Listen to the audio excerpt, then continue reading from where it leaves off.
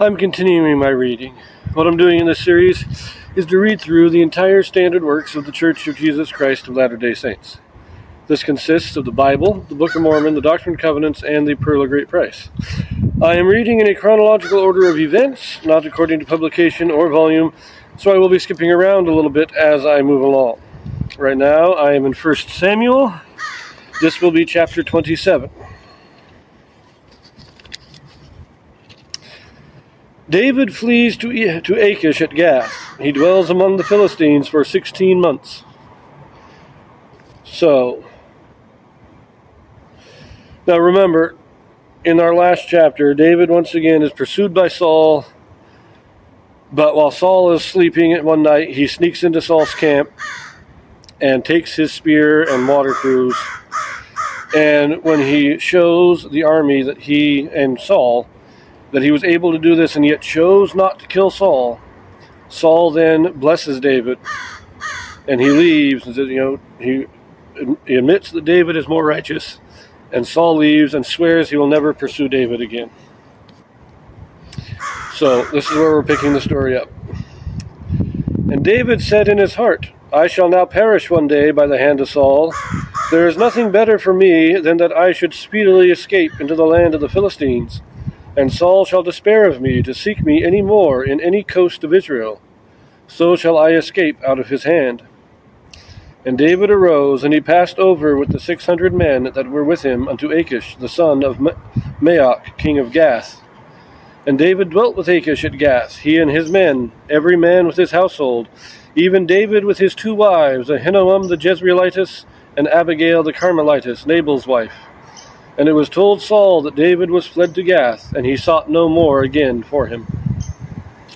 So Saul did promise that he would never chase David again, but David doesn't quite believe him, and he says, the only way I'm really going to be safe from Saul is if I leave the land of Israel. I've got to get out of Israel. Now remember in a previous chapter, I believe chapter 14, he sent his father and mother to stay with the king of Moab. Now he's going to Gath. But him and his entire 600 army is going to Gath. But it's not just them. This is also their families, their households, everybody. So 600 men, plus women and children, probably had around 2,000 people total. He's got a large company of people traveling with him right now. And he goes to Gath, and apparently Achish welcomes him in, lets him stay in the land. So Saul hears about it, and it says he no more sought after David. Now, was it because David had fled into the land of the Philistines? Like David says that Saul would have chased him again, but he was afraid to try and chase him into the land of the Philistines. Or was it that Saul was true to his vow never to chase David again? It's not really made clear. David believes it's because he was in the land of the Philistines, but we're not given what Saul believed. So let us continue. Verse 5. And David said unto Achish, If I have now found grace in thine eyes, let them give me a place in some town in the country, that I may dwell there. For why should thy servant dwell in the royal city with thee? Then Achish gave him Ziklag that day, wherefore Ziklag pertaineth unto the kings of Judah unto this day. And the time that David dwelt in the country of the Philistines was a full year and 4 months.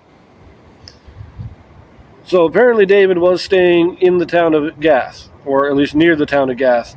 But he said, we're Israelites, we're not really part of the Philistines. Is there some place we can stay where we're separated? I think David was saying this not just because they wanted their own place, but because I think he understood the Philistines and Israelites were they'd been enemies for decades. And he knew that staying in the city, in the royal city of Gath, would not only cause problems for him and his people, the Philistines would, not treat them well, but it would cause problems for Achish himself for welcoming the Israelite band into his land. So he said, give us some place where we can be separated from everybody else, and we can avoid this contention. So, verse 8. No, before I continue, actually, I just want to say, he gives him the city or the town of Ziklag. And it says that it pertained to the kings of Judah unto this day, during the time of the writing of the books of Samuel.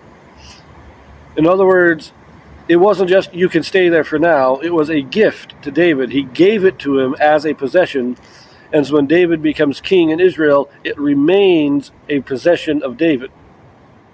I find that interesting too. Anyways, verse 8.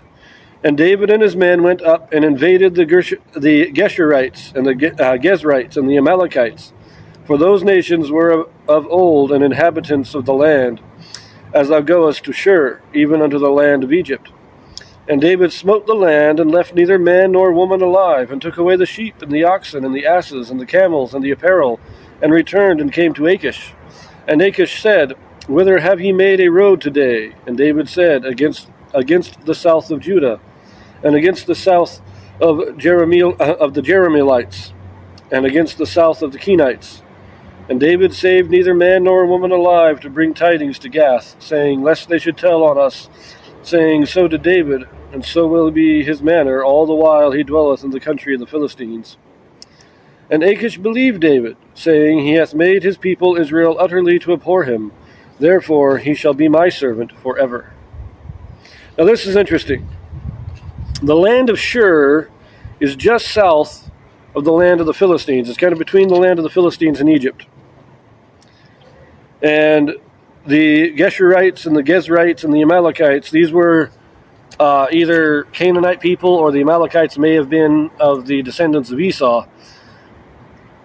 But there, if you look at the map of the Mediterranean, you'd have the Mediterranean Sea, or let's look at it this way. Well, no, you have the Mediterranean Sea over here.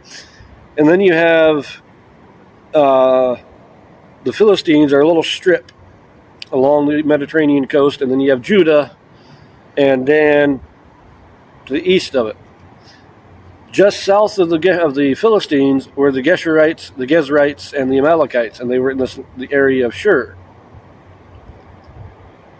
And they were kind of between Israel and Egypt. These were these people, and they were these guys were all long enemies of Israel. And so David went down there, and he smote them. He wiped them out because they were the enemies of Israel. And when he comes back, Achish asks him where he went, and he tells Achish, "I went into Judah, and I went in and I smote all these people in Judah." Who does he name again?